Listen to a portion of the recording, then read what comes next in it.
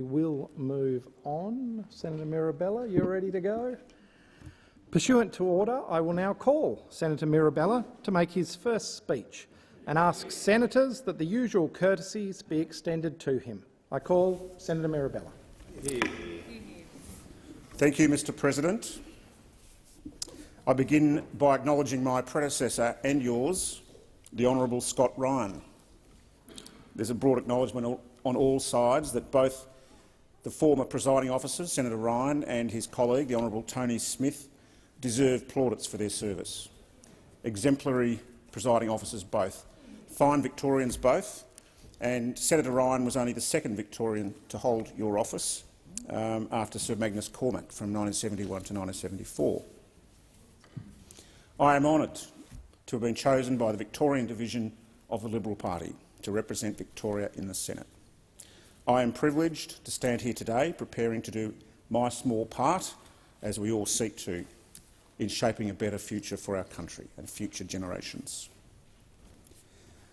The perspective I bring to the task of shaping Australia's future is a consequence of the journey that I have taken to reach this chamber today. That journey has been a little longer and more circuitous than most. On the way, I've been a business manager, a teacher, a soldier, an engineer and a farmer. I've worked in offices, on fishing boats, in classrooms, and early in my life I experienced the struggles and challenges of small business. I've been fortunate to have first-hand experience in a broad range of areas that underpin how the world works: food production, infrastructure, technology and defence of the nation.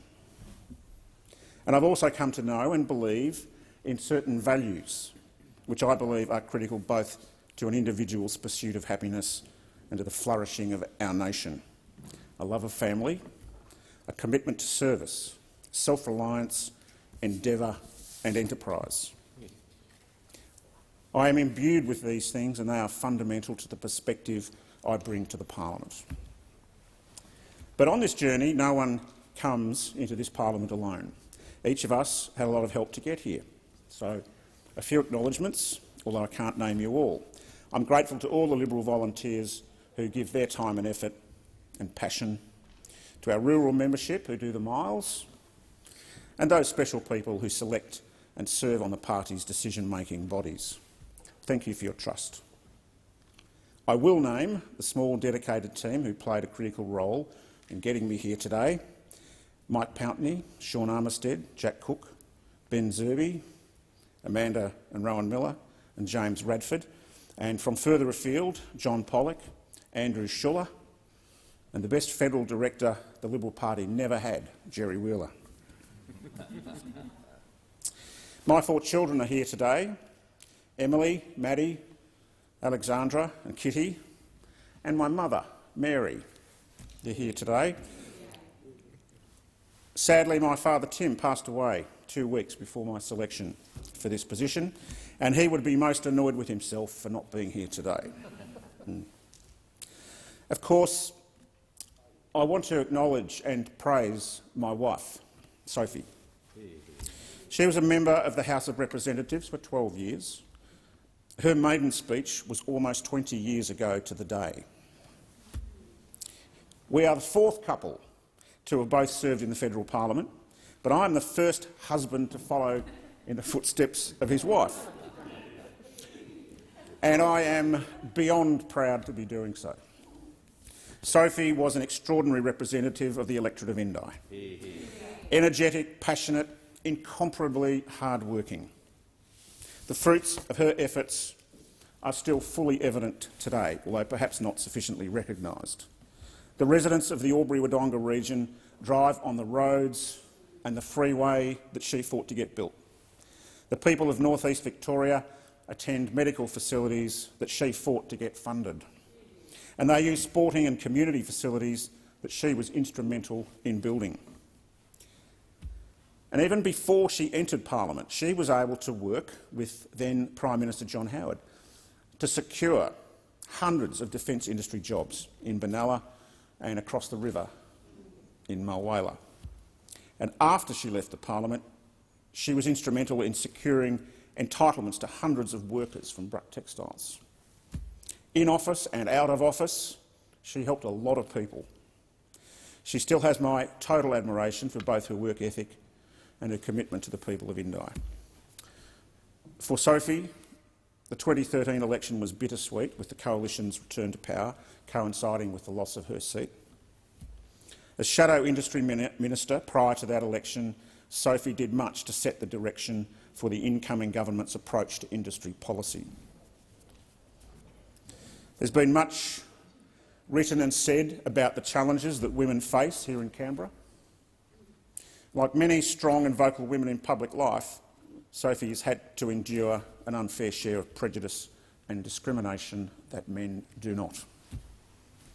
Her political opponents confected public vilification and then exploited it without shame. And some of these were other women.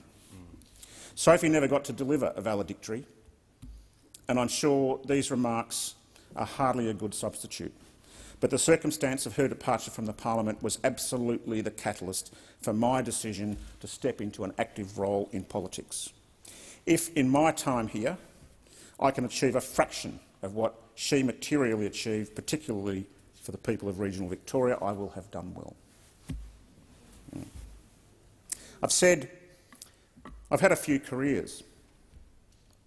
Looking back now, on all the things I've been and done, I was most shaped as a soldier, an army engineer to be precise, a sapper.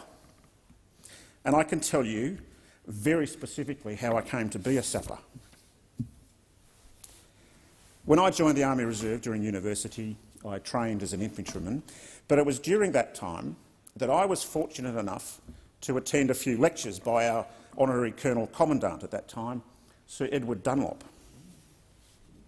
During these lectures, Weary would talk about his time as a prisoner of war in Singapore and Thailand. He painted a vivid picture of how he and others struggled to run makeshift hospitals to save the lives of their starving and diseased fellow prisoners. He showed us pencil drawings and watercolours made by prisoners at the time, and I recall them clearly. He showed us some of the expedient surgical instruments they devised from bamboo and bone in the jungle in Thailand. And during that particular presentation, an officer cadet asked him how many lives he thought he'd saved with those instruments. And I remember a portion of his response very well. He said, "Our medical staff didn't save anywhere near as many lives as the engineers. The engineers did the most amazing things to keep us supplied with fresh water and deal with our waste and build roofs and beds for us. Without the engineers, we'd probably all have died of disease and privation." I was the officer cadet who asked that question, and so he was answering me. And these were evocative words, and they made me want to do something useful with my time in the military, so I decided to become an army engineer. I wasn't studying engineering at the time, but I applied to join the Royal Australian Engineers, and so started on a parallel career path. I studied and served part-time and full-time for 2 decades as a sapper officer. One of the mottos of the engineers is facimus et frangimus. We make and we break. I was fortunate that most of my time as an active sapper was making rather than breaking. I learned how to build structures, roads, bridges. I learned how to purify water, how to prevent disease, the very same things Weary Dunlop talked about. In other words, I learned about all the basic things that a community of people need to live and survive. Clean water, shelter, roads. And I've enjoyed my time helping to build that infrastructure for communities here and abroad. But I'm not just a soldier. I think of myself a citizen soldier. For more than half my working life, I've worn the flag of my country on my sleeve, but the other half has been in civilian clothes. More recently, I've been a farmer. I am a senator for Victoria, that I've given myself the additional task of being a champion for regional Victoria. There are more than 21,000 farm businesses in the state, and Victoria has the largest agricultural output of all the states and territories. When I became part of a farming community, I discovered that generally farmers are just too busy to advocate for themselves, but I know from experience how hard it is to get farmers to stand up in front of a committee or an inquiry or write a submission. And yet, farmers in Victoria are subject to endless new regulations developed by an army of well-paid public servants who assume farmers have plenty of capacity to devote their unpaid time to reviewing and arguing against more and more regulation and spending more and more time on compliance. It is for this reason I intend to focus my time in the Senate on championing their issues, by working to continue to increase access to health services in rural areas, especially mental health, by fighting for increased investment in rural infrastructure, both road and rail, and unceasing vigilance on water management. We are coming to the end of this, the 46th Parliament, which is an odd time to be delivering a first speech to this chamber. But it's also an historic moment to be delivering a first speech as we approach the end of a difficult but defining 2 years in the history of our nation. The COVID pandemic has tested many of our institutions, and not least the Federation itself. It has forced us to consider the extent of our resilience, and some say even our very sovereignty. Recent events have reminded us that Australia's strategic situation hasn't changed for 200 years. We are an island nation at the end of a very long maritime supply line. This has critical implications for self-sufficiency, especially in manufacturing and, of course, security. During this last 2 years, we've faced shortages of imported goods. This has put our local manufacturing capabilities under the microscope. Although empty supermarket shelves are not as critical as shortages of machine or electronic components.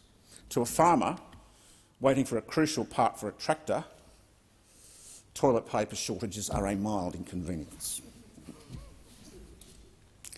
Our exports too have been challenged. China punished our beef and wine trade because of a diplomatic slight. Well, with some difficulty, we've lived with that and found new markets. And it remains unclear whether our mutual trade interests with China will prevail over the long term. These imposed interruptions to our trade, incoming and outbound, have exposed the fragility of our supply chains. Now, I'd like to tell a parable which illustrates the vulnerabilities we must address. We've just had the AdBlue crisis, which threatened to put our trucking fleets off the road. AdBlue is a simple commodity. Most people have never heard of it. It helps reduce harmful emissions from diesel engine exhausts. But what is it? Well, it's just a urea and water solution. Urea is not hard to make, but it's one of the many thousands of things that we used to produce, but for which there is almost no business case to manufacture locally anymore, until we can't import it, of course. Fortunately, there's a plant in Brisbane that's been able to ramp up its operations to produce urea, but I note that plant was due to close this year. The AdBlue incident throws up a number of issues we need to address at a national level.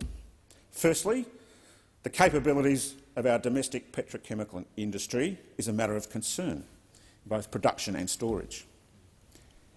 But we need to look more broadly than that. We need to examine what disruption to globalised supply chains really means for us, whatever the cause.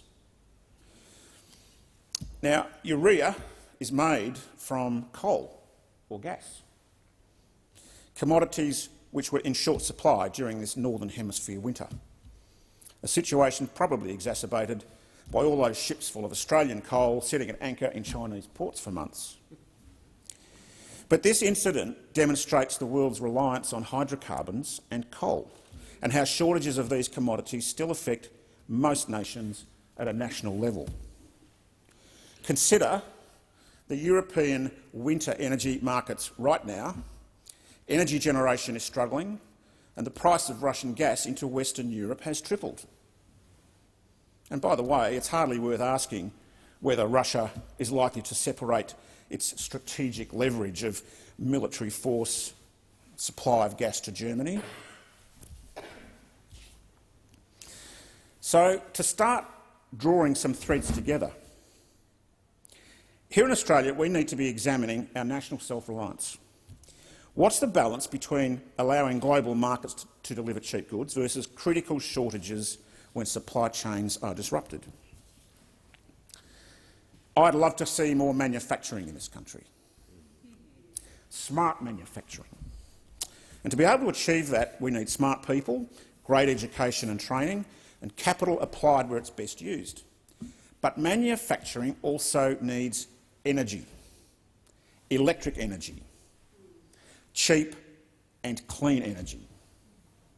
It used to be one of our national competitive advantages. Electricity is the single greatest enabler of our modern civilisation, to our standard of living. For more than a century, we've been burning fossil fuels to generate that energy. And we know we can't keep doing that. And globally, we are grappling with the conundrum, the social demand for an accelerated shutdown of coal power and a lack of viable alternatives. With my farmer's hat on and my engineer's prism, I look at the energy issues and the manufacturing issues and the sovereignty issues, and it's easy to conflate them. Everything connects to everything else. As an engineer, what I've focused on in recent years is how we improve the fundamentals of how we make the world work, how we improve the management of our resources and ecosystems efficiently and cleanly. I'm a farmer. I care for the land and my environment. I look at all the problematic issues: water, clean water, water for agriculture. And, by the way, even water is becoming a strategic commodity in and between some countries.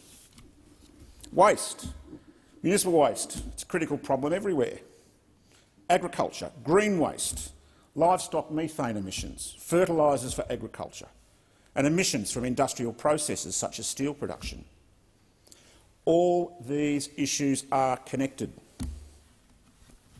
They are connected by the king of elements: carbon, organic biomass. It's basic chemistry. Reducing atmospheric CO2 is what we want to achieve, but the term decarbonising doesn't actually make sense to a chemist. The solutions to all our challenges start with energy. The first consideration is that there is a limit to how much intermittent energy we should be putting into our grid. And Germany is a salutary lesson here. High level of intermittent generation, the most unstable grid with the most expensive electricity in Europe, mainly because of expensive Russian gas for peaking plants. It's worth pointing out, by the way, that households only consume about 20% of all the electricity we generate. The rest goes to commercial and industrial use. For all the rooftop solar we've installed, we still need a lot of spinning baseload. The Prime Minister has said that the path to cleaner energy is in technology, not taxes. I agree. I am a proponent of hydrogen and ammonia as the fuels of the future. We need to be able to produce hydrogen in large quantities cleanly. And to make ammonia, you've actually got to make hydrogen first. I believe we will still be relying on biomass, including coal, for some time. But I also believe the future is not burning it. We will be chemically reforming biomass and methane into hydrogen and to ammonia, as already happens. But when we work out how to do it while capturing the CO2, we'll be producing clean hydrogen at such a scale that we can put it straight into turbines and make electricity, lots of it, cheaply. A new gas industry. And it will use only a fraction of the biomass we currently burn, and will solve a lot of our waste problems at the same time. Is this a fantasy? I don't believe so. Current waste-to-energy systems are already evolving down this path. Time does not permit me to say as much as I'd like here, particularly to the sceptics, but I will say this. Whichever country wins the race of large-scale clean hydrogen production will win an economic bonanza and will lead the world to a better future. And I intend that it is Australia.